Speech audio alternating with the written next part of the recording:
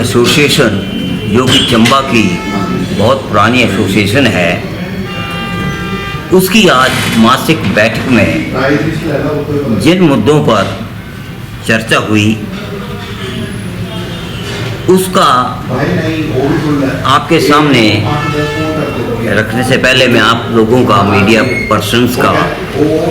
Chamba welfare association की तरफ से तहे दिल से शुक्रिया अदा करता हूं कि आपने अपना कीमती समय हमारी इस एसोसिएशन की बैठक में को कवर करने के लिए दिया। तो मैं सुरेश कश्मीरी, महासचिव चंबा वेलफेयर एसोसिएशन, आपसे रूबरू हो रहा हूँ। तो आज की बैठक में जिन महत्वपूर्ण चंबा हित के मुद्दों पर चर्चा की गई, उनमें से 3-4 विशेष मुद्दे हैं जिनकी वाइट भी मैं आपको दे रहा हूँ।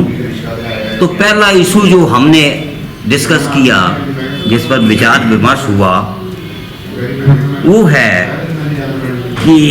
वैसे अभी 3-4 महीने पहले हिमाचल प्रदेश सरकार ने पानी के बिलों में अप्रत्याशित ढंग से वृद्धि की थी। उसके जख्म से अभी तक जो उपभोक्ता हैं वो उबर नहीं पाए। तो अब चंबा जल शक्ति विभाग जो है उसके कारनामे सामने आ रहे हैं। यहाँ के उपभोक्ताओं को 4-4 महीने के बाद वो पानी का और सीवरेज का इकट्ठा बिल जो है वो दे रहे हैं। अब 4 महीने बाद जिसका एक भी टैप है उसको 1776 रुपये प्लस सीवरेज के 535 रुपये जो है वो देने पड़ रहे हैं। तो इस फैसले से, उनकी इस कार्य प्रणाली से जो आम गरीब मजलूम जनता है, कुछ तो बीपीएल वाले भी हैं, कुछ विधवाएं भी हैं, कुछ एकल हैंड है जिनकी आय के कोई साधन नहीं है, और जो सामाजिक सुरक्षा पेंशन के सहारे चल रहे हैं, उन सभी के लिए ये बड़ा मुश्किल सा पड़ रहा है। एकदम से 2200-2300 रुपया जो है निकालना हर तीसरे-चौथे महीने जो है उनके लिए संभव नहीं। तो हमने मीटिंग के माध्यम से यही फैसला लिया कि सरकार और जिला प्रशासन को इस बारे में अवगत कराएंगे और उनसे आग्रह करेंगे कि जल शक्ति विभाग चंबा को अपनी इस कार्य प्रणाली को सुचारू करने का वो आदेश करें, ताकि आम जनता जो है इससे राहत महसूस कर सके। दूसरा पॉइंट जिस पर कि अभी डिस्कशन हुई, अब ये पानी का तो अभी बढ़ाए हुए दरों का मुद्दा गरमाया हुआ है, चला हुआ है इसके ऊपर। लेकिन अभी कल या परसों के जो सरकार ने दूसरा महंगाई में आम जनता की कमर तोड़ने का जो फैसला लिया कि जो परिवहन निगम के जो रेट्स हैं वो मिनिमम रेट्स जो हैं जो 5 रुपये थे उसको एकदम से डबल करके 10 रुपये कर दिया। तो इससे भी आम जनता जो है वो त्राहिमाम कर रही है, और हम सरकार से अनुरोध करते हैं इस फैसले पर भी वो दोबारा कुछ पुनर्विचार करें और लोगों को राहत प्रदान करें। तीसरा पॉइंट जिस पर कि आज हमारा ज़्यादा फोकस रहा वो है कि जैसा आप सभी जानते हैं कि चंबा का ऐतिहासिक सूही मेला जो है वो अभी आरंभ होने जा रहा है। 2 दिन के बाकी बचे हैं, 10 तारीख से है ये मेला। तो जिस रानी सुनैना ने चंबा शहर के लोगों को पानी उपलब्ध करवाने के लिए अपना बलिदान दिया था, उसकी यादगार में ये मेला मनाया जाता है। लेकिन उसका जो वो स्थल है तो उसकी इतनी अच्छी अभी तक ना तो साफ़ सफाई हो पाई है, ना ही उसकी मेंटेनेंस।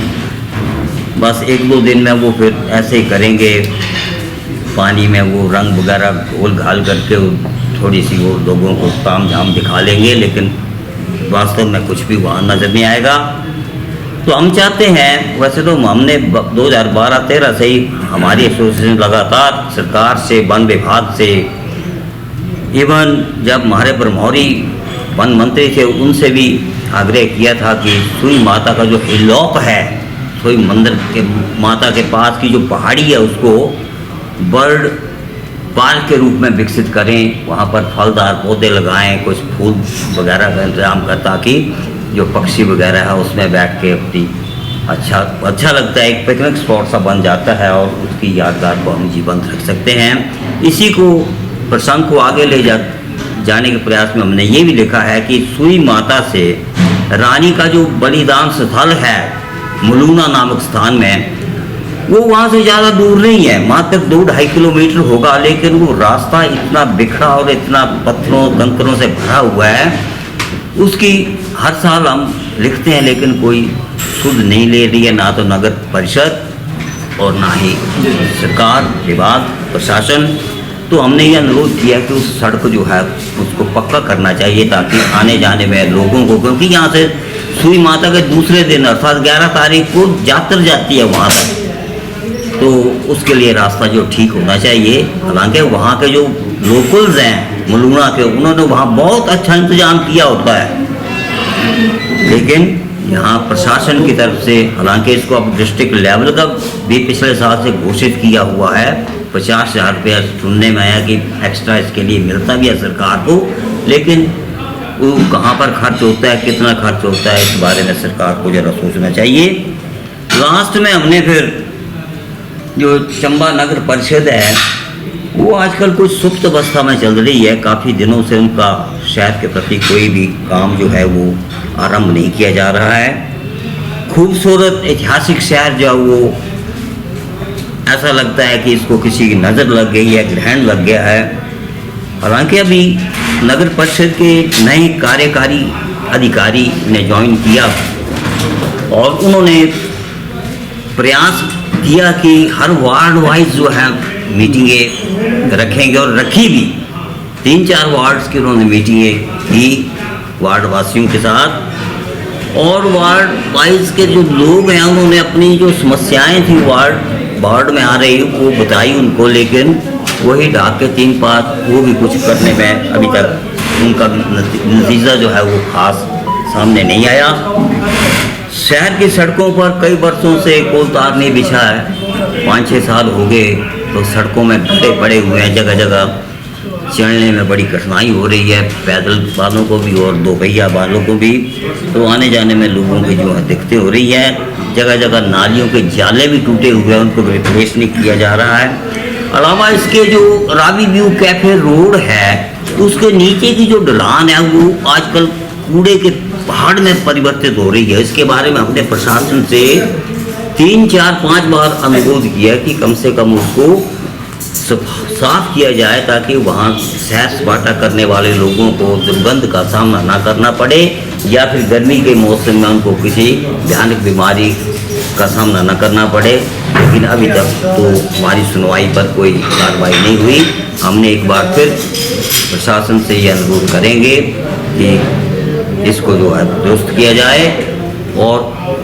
ज़्यादा उसमें कूड़ा ना फैले, इसके लिए जंगलों के ऊपर जो है जाले लगाए जाएं, ताकि वो जगह साफ सुथरी रहे, सुरक्षित रहे।